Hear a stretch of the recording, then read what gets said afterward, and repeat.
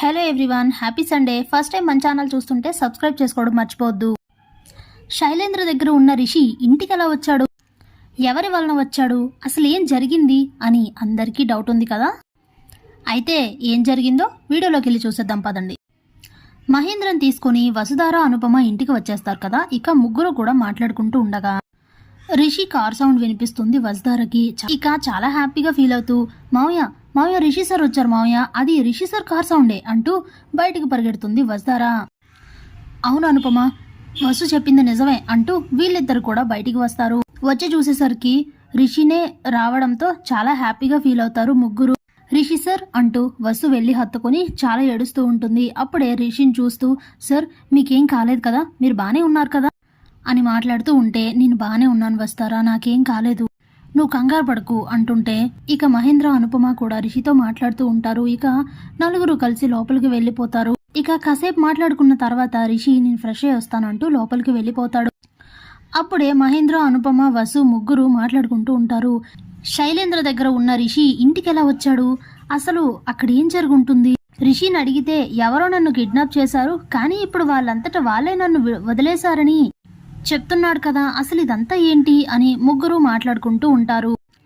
ఇంతలో ధరణి వసుధారకి కాల్ చేస్తుంది.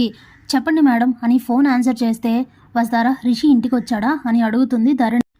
వచ్చారు మేడం, ఈ విషయం మీకెలా తెలుసు మేడం అని అడిగితే ఇక్కడ జరిగిన పరిణామానికి ప్రతిఫలమే రిషి ఇంటికి రావడం వస్తారా అని అంటే అప్పుడే వసు ఫోన్ స్పీకర్ పెట్టి అర్థం కాలేదు మేడం అని అంటుంది.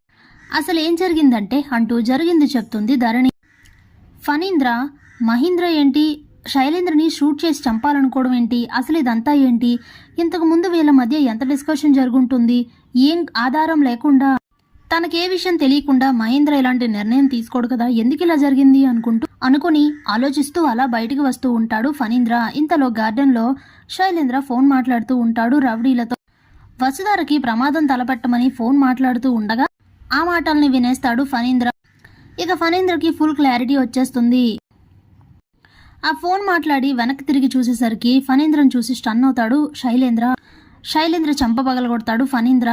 మహేంద్ర చేసిన దాంట్లో తప్పేం లేదు, కానీ నిన్ను చంపకుండా వదిలేయడమే మహేంద్ర చేసిన తప్పు. రిషి కనిపించకుండా పోవడానికి కూడా నువ్వే కారణం అయి ఉంటావు. ముందు రిషిని ఇంటికి రప్పిస్తావా లేదా నీ ప్రాణాలని నన్నే తీసేయమంటావా అనేసరికి వేరే ఆప్షన్ లేక రౌడీలకు కాల్ చేసి రిషిని విడిచిపెట్టమని చెప్తాడు శైలేంద్ర. అప్పుడే ఫణీంద్ర శైలేంద్రతో చెప్తాడు, ఇక నువ్వు తప్పించుకోవడానికి అవకాశమే లేదు శైలేంద్ర, నా కొడుకువైనంత మాత్రాన నిన్ను క్షమిస్తానని అనుకోకు, నే ముకుల్కి ఈ విషయం చెప్పి నిన్ను అరెస్ట్ చేయిస్తాను అని చెప్పి ఫణీంద్ర అయితే ఇంట్లోంచి బయటికి వెళ్ళిపోతారు. తల్లి కొడుకులిద్దరికి చాలా పెద్ద షాకే తగులుతుంది. ఇప్పుడు ఏం చేయాలి అని ఆలోచిస్తూ టెన్షన్ పడుతూ ఉంటారు ఇద్దరు. అది వసుధార జరిగింది అంటూ ధరణి వసుకి చెప్పేశారు. ఇక వీళ్ళ ముగ్గురు చాలా హ్యాపీగా ఫీల్ అవుతారు. ఇంతలో ధరణి సరే వసుధార, మళ్ళీ అత్తయ్య చూస్తే ప్రమాదం, ఉంటాను అంటూ ఫోన్ పెట్టేస్తుంది. అప్పుడే వీళ్ళు ముగ్గురు చాలా హ్యాపీగా ఫీల్ అవుతూ ఉంటారు. ఇక్కడ రెండు మంచి విషయాలు జరిగాయి వసుధార.